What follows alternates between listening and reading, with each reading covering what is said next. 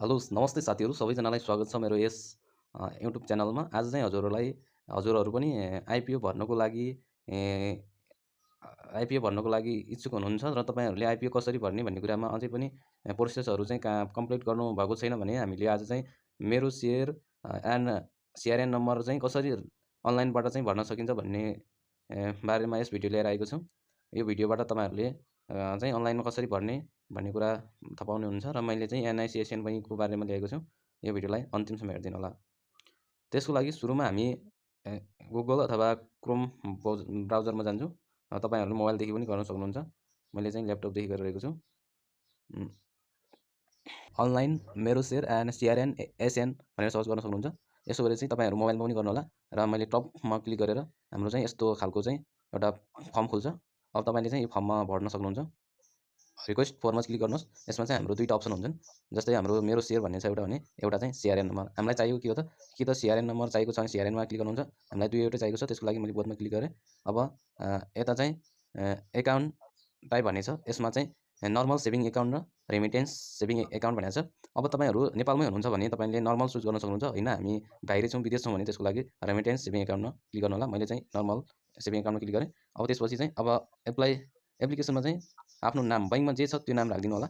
अहिले चाहिँ मेरो नाम राख्न गइरहेको छु। तपाईँले बैङ्कमा जे छ त्यो नाम राख्नु होला। अहिले चाहिँ तेज रुकाइराखेँ।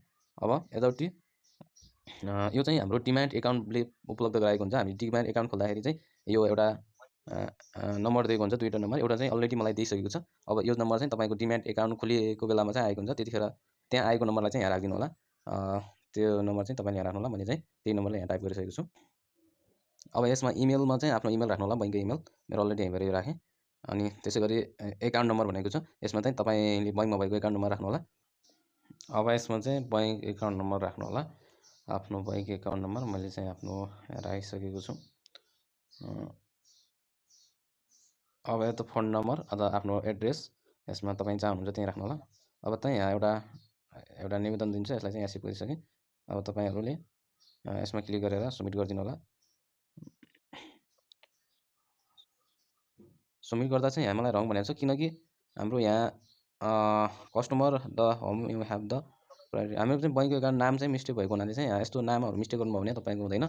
तपाईँले बैङ्कमा जे छ त्यही नाम राख्नु होला। मेरो चाहिँ TEJ तेज बहादुर रकाइ छ। तपाईँहरूले आफ्नो बैङ्कमा जस्तो नाम छ त्यसरी राख्नु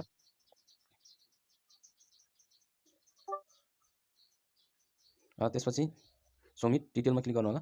तर हाम्रो यहाँ भनेको छ dear customer you have already apply मेरो सेयर। मैले चाहिँ पहिले नै मोबाइलदेखि गरेको हुनाले चाहिँ अलरेडी भनेको छ। तपाईँले यति प्रोसेस गर्नुभयो भने तपाईँको चाहिँ सबमिट गरिदिनु होला र एउटा कोड आउनेछ। त्यो कोड हालेर चाहिँ तपाईँले सबमिट गरिदिनु भयो भने तपाईँको मेरो सेयर र सिआरएन नम्बर चाहिँ अनलाइनबाट भर्न सक्नुहुन्छ।